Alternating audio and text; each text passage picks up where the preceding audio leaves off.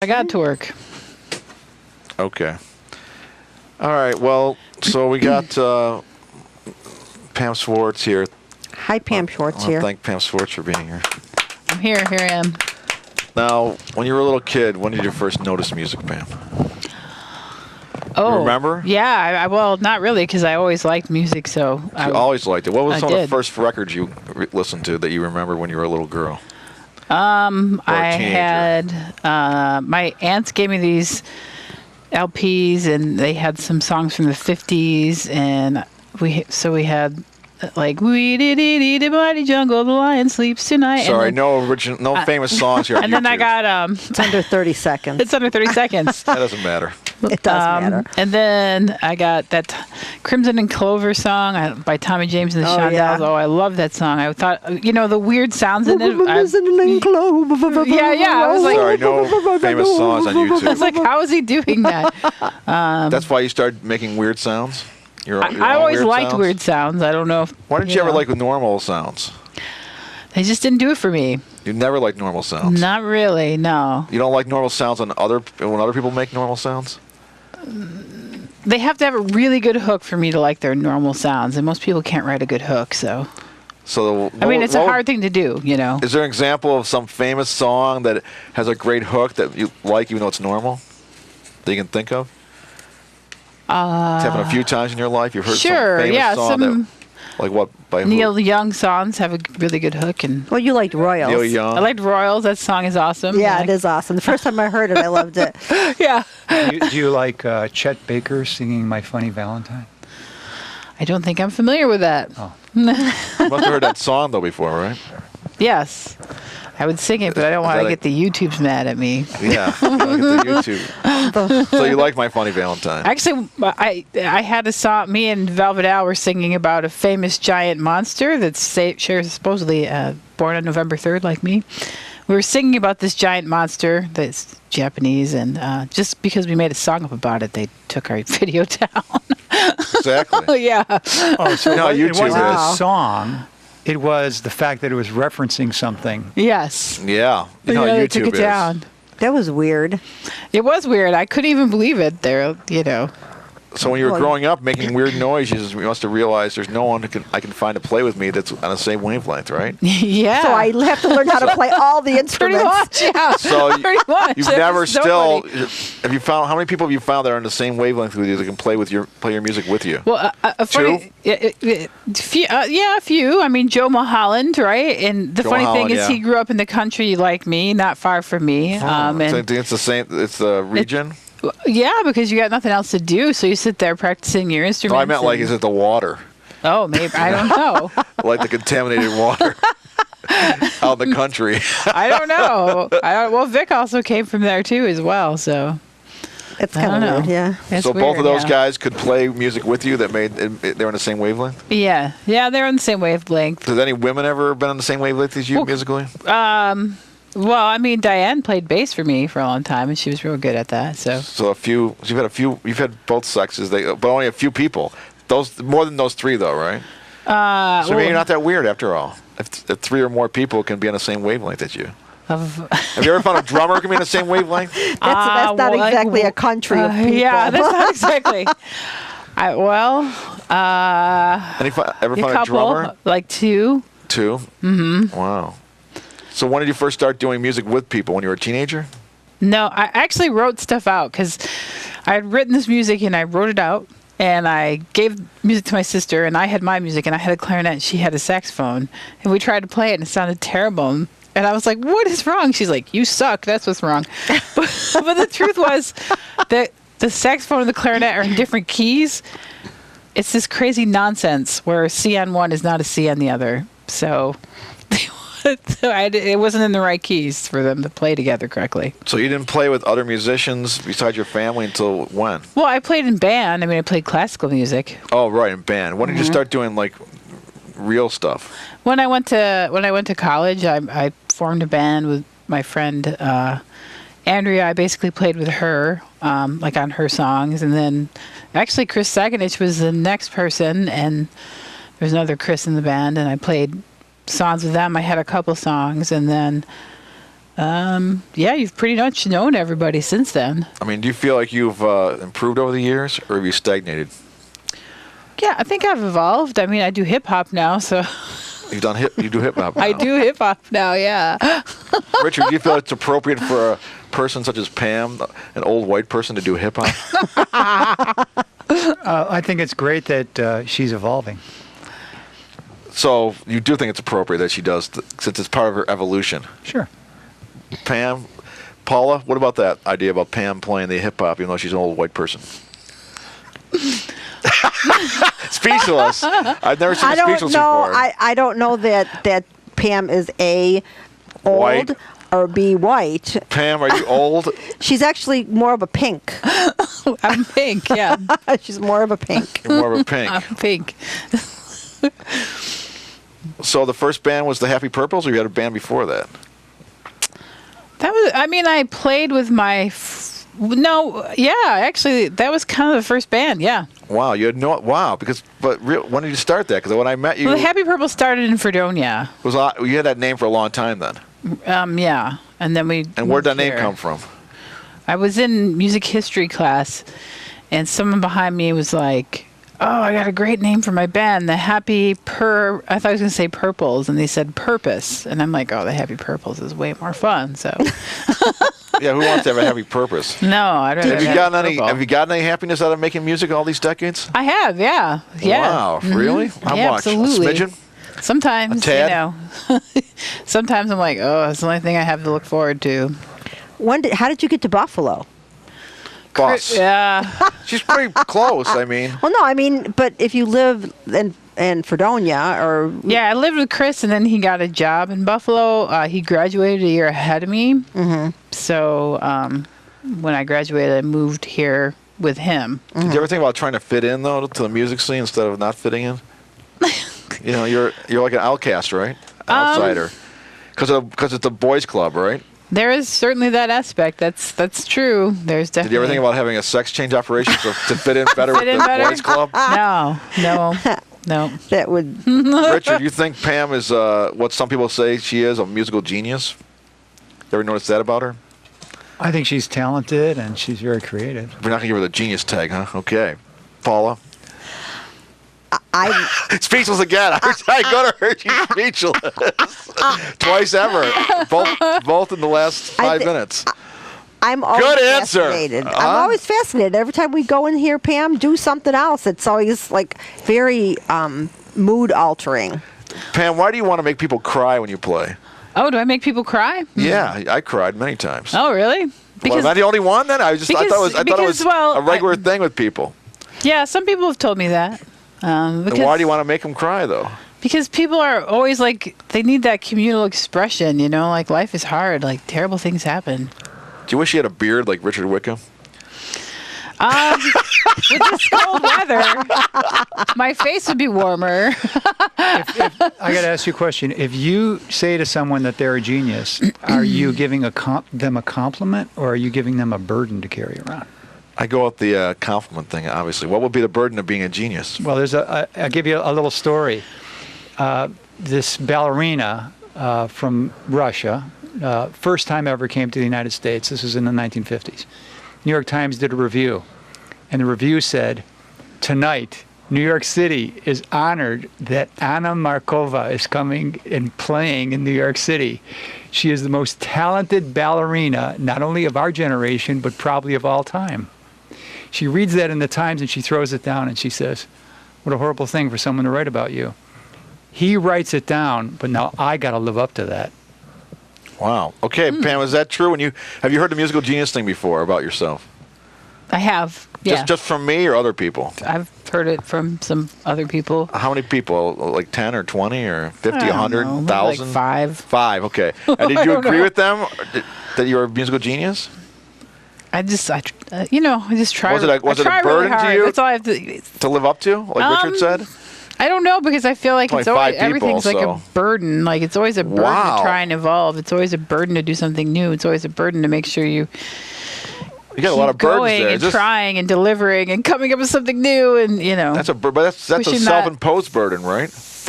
Pushing it forward a tiny bit all the time. That's a self-imposed burden, though, right? You're imposing that on yourself. You're just no one's saying competing push with forward yourself. Yeah. Are you competing with yourself? Are you competitive with other people, or are you just competitive with yourself? Are you trying to beat all the non-musical geniuses out? I think I have to kind of have been competitive, like, as you just have to kind of be to a certain extent to play music. I think just because it's a competitive arena, especially with the boys' club. But you never Absolutely. seem. You never you feel like seem, a second-class citizen. You never seem like you have like the huge ego that pushes people away. She does have a huge ego. Do you have a huge ego? I don't think so. I don't. No, I mean, but it's all about you, isn't it? If you do and you have self-confidence, it's not the kind of self-confidence that makes people want to shoot you. I don't think it's good to have. People have a huge ego are just usually ridiculous and self-limiting.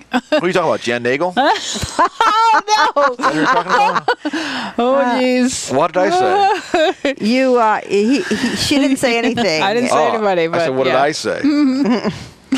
But no, like that. Yeah, that huge ego is. Ugh. Yeah, nobody wants to deal with that, and it's just. You're going to make really? people Are you sure? Yeah. Richard, do you like dealing with the huge egos that come into your house? Do you enjoy it? I need a specific example. Let's see. Specific example. Ron Emke has a huge ego. Did you enjoy working with him? Yeah. Oh, okay. See, that's right there. That's one example of. Does he have a huge ego? He didn't ever strike me as someone with a huge ego. Paula, Ron Emke, huge ego. I think he's very self-confident. I don't know him that well. But I guess maybe I'm not really sure. Maybe you're maybe huge ego. Huge ego or egotistic. Maybe they're not the same exact things. I don't know. What are you talking about? Do you think? Are you saying egotistical person? But no, I think a lot of times. No, not egotistical. A lot of no, never. I'm talking about huge ego. In music, not with bands and stuff, you get people who are just nasty to each other, and I mean, That's true. I've seen you be really open to new performers and new. I've seen her cut people down to size. Have no, you really? haven't. He's lying. Yes, you. What do you mean I'm lying? Oh, if someone was being a jerk, yeah, I've cut some people. That's what she's talking about. Oh no. I mean, I'm not saying that. I'm saying that especially somebody with a reputation who's well known can be really a bitch or a bastard, depending on the sex. I don't. That doesn't make sense, but you know what I mean. No, some people have been like some well-known local musicians. Like one of them was playing over my friend. Doing what? He was playing over my friend while my friend was playing his set, and I was like... Playing over your friend? What does that mean? My friend was playing, and then he was playing loudly something else just because he thought he was that important. Oh, who is this? I'm not saying. Well, there like two stages of this? No, the person was just being a jerk. In the band, same band. In the same band? No. No, not the same okay. band. It was That's what I'm just asking. somebody They're in the audience. Someone in the audience started playing music while the other person was playing music? On the stage. Wow, that's really weird. That didn't go over well. So yes, that's an example where I definitely cut someone down size. Although I just think they were, whatever. Sometimes people don't realize they get so full of themselves they don't realize they're doing that either. They're being jerks. Like, I know everyone's telling you all the time, you're wonderful and everything, but this other person... People are telling me all the time, wonderful and everything? Some people are being told... telling you mean? No, some people are, there's some people who are like told all the time they're wonderful, and they do get a big ego. Yeah. And then they stop thinking about their surroundings, like, well, everybody loves me, and, I could do no wrong, and then someone else who's maybe struggling, they might step all over. So that's not cool, because they've gotten so self-involved. I feel like I'm not explaining myself well. You're not explaining yourself well, but you do the music to, like you said earlier before you started recording, you do it partly for you want the love of the community? Yeah, I think the community should have something.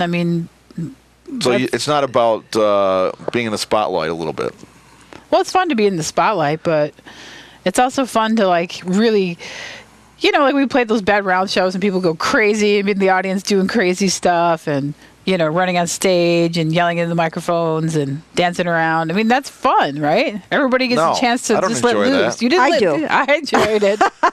I don't like the fact that people think that that Bad Round is a joke where they can just come on the stage and be part of the action. I don't think they were thinking it was a joke. I don't think so either. I think you're misreading that completely. Yeah. No, I don't mean joke like we suck. I mean we're not worthy of having a wall between us and the audience. They can just come on stage. It doesn't matter. Because they feel so connected and they feel involved But already. that is wrong. There should be the only thing there should be a barrier, Pam. No. Well, the problem is we ran out. We'd run out into the audience and dance and stuff. So they immediately were like that. You break that wall if you run out in the audience and dance, and they're going to. It's our fault then. Woohoo! Yeah, absolutely. They're like, "Woohoo! This is free for everybody. Go crazy!" I don't think that makes any. That's not. I think that absolutely makes sense. We just don't respect from the people. I like respect.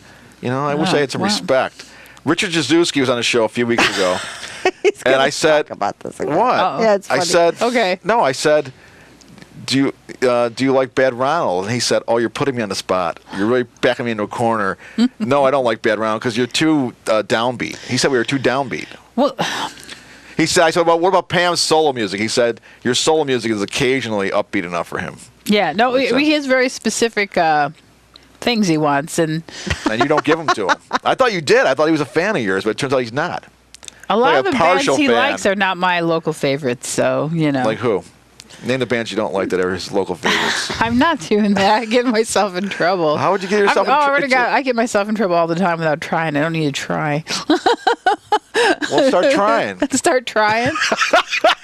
It's just very poppy stuff that I'm just not very You don't excited. like pop, huh? Not so much most of the time. So you're not doing this for to cheat death for your legacy. Because that's right. You're not like those like Garth Brooks. Right, trying to cheat death. Who's His trying to legacy cheat will death be with that his he's a celebrity. cheese ball. So you're not trying to cheat death by having a legacy. Like remember our old buddy Mark Freeland? Yes. And Okay. he thought, if I make this great music, in his mind, great music, that when I die, I'll have this legacy that will live on. He thought that. He talked about that a lot, right?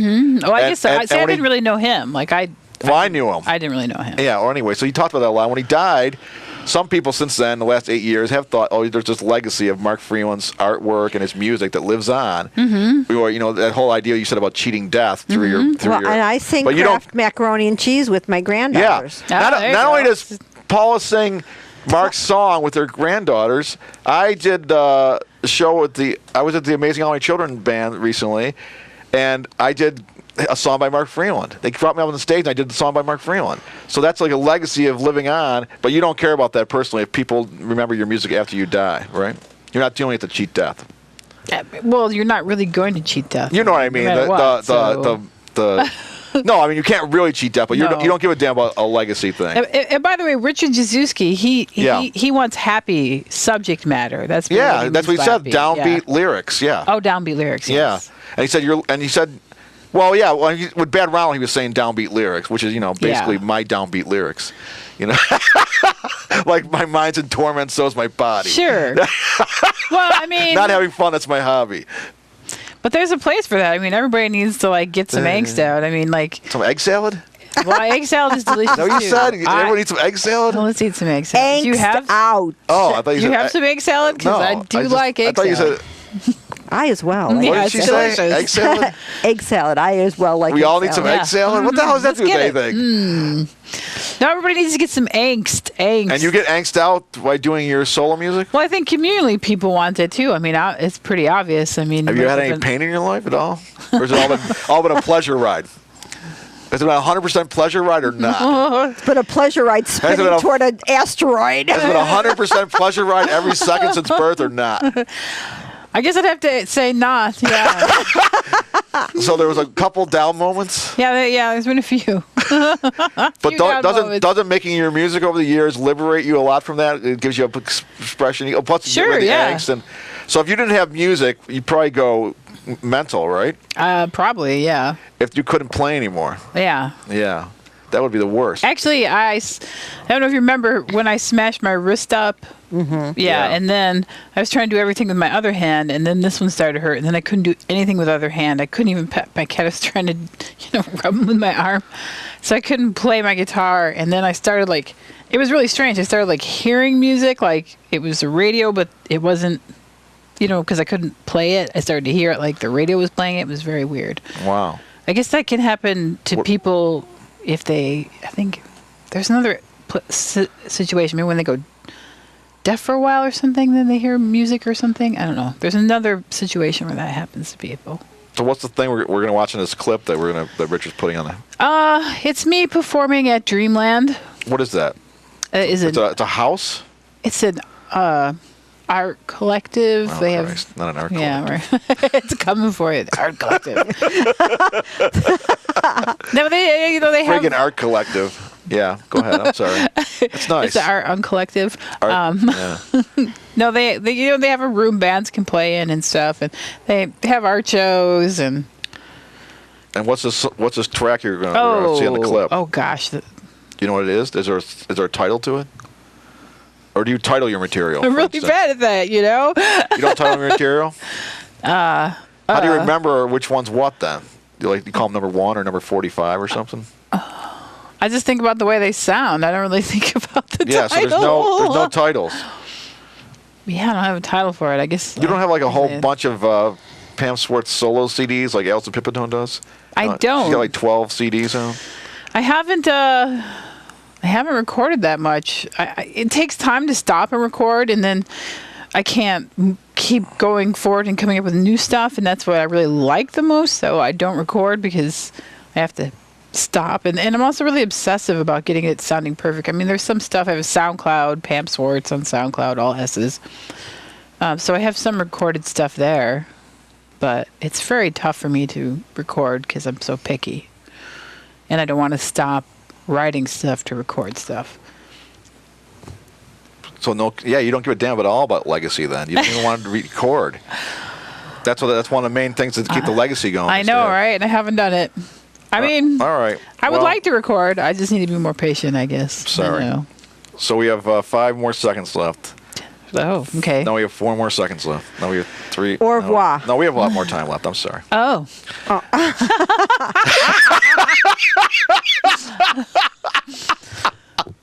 I forgot I set it to 26 minutes. I did write this whole. Oops! I moved my ball. Right. I did write this whole thing that I wanted to record. That whole thing on the Snow Queen that had that. Who's the Snow Queen? The story of the Snow Queen. When I was a little kid, I really liked the story because the little Frozen. girl. That's what Frozen is, Frozen is semi based on it. Yeah. Yeah. So you're gonna do it's like an opera about the Snow Queen? Yeah, but I have to actually record Well, you're not into move legacy, on to though. something else. People do ask for copies of stuff, and I never have anything, and I feel kind of stupid. So maybe you should start recording that. I know, What right? we've learned here tonight is how you're going to... Get off your butt and start recording. Yeah. But the thing is, you like the limelight of the gigs where people are on top of you. Is there a way to record while you're doing the gig? I mean, to record well while you're doing the gig? Just Yeah, live? you go to Ani DeFranco's Babeland, and then you record there. Yeah. On the stage there. You know how they have their professional recording equipment? Oh, I didn't know. They record live albums there. Oh, okay. Yeah. So that would be the perfect place to do it if you could record there, because you need a lot of money. Yeah. So what? My car has 220,000 miles on it right now. Kickstart. Kickstarter. Yeah, there we go. Yeah, go on Kickstarter. Is it called 220,000 Kickstarter or miles. Kickstart? Well, does Nietzsche still have a sound person? It does, yeah, he does, yeah. And I did do that one release that way. You used to hook up your mini DV player? I did, yes. It doesn't work anymore, though. Do you have a DV player? I do not. So why don't you just have a lot of benefits, Pam, and with all your fans? How many fans do you have? Oh, I don't know. You know how many fans you have? I mean, what's ballpark on how many fans you have? I don't know. How many people? I mean, sometimes I play shows at Nietzsche's and there's a ton of people there, and sometimes I play shows, places. Do strangers ever talk to you and say, "Hey, I love your music. It's so idiosyncratic"? Yes. They say absolutely. It's so idiosyncratic. Actually, the last time this is funny. I played a show. This guy came up to me and he's like, "Oh my gosh, I love your harmony." And I'm like, "My guitar?" He's like, "What?" I'm like, "My harmony guitar?" He's like, "No, your harmony, my guitar." He's like, "No, your sense of harmony." He's like, "What are you talking about, your guitar?" It was like, "Who's on first?" I'm like, "Oh, my guitar's a harmony." He's like, "Oh." You're watching Biography here on YouTube. We're exploring the life and the music of Pam Swarts, who doesn't give a damn about legacy, who doesn't record anything, who just likes playing live to get the community spirit going. How horrible. Richard, do you think What a monster. You think that's a good way to do it? Just to live in the moment and not be recording every damn thing? I've got no problems with that. Yeah, it's like, I mean, you don't. I'm just saying it's so weird because I think she's the only one I ever met like that. Everyone else wants to record. You're the only one who doesn't want to record. Everyone I've never ever met who is really into playing music likes to record. Everyone you've never met? Ever met and likes, because the legacy thing. Yeah. You want to have like. Why does Elvis Pipitone have 12 CDs out? I have some recordings. But you have no actual. Shouldn't you have releases? Yes, I haven't released anything. You need don't you think it would be nice if you spent some time doing the Pam Swarts double CD collection? It's true, and I have like some CDs. We've learned that tonight. That's what we've learned here in biography. Yeah, we've learned in biography tonight that you could put out a box set. I could. I actually could. The Pam. How about just one damn CD? Is that too much to ask for after all these years? Yeah, it's true. I should get on that, right? All right, so we're gonna watch this untitled piece of music. Thanks for being on biography. Yeah. Thanks for having me on biography. Now we got 2 seconds on biography 1. There, we're done.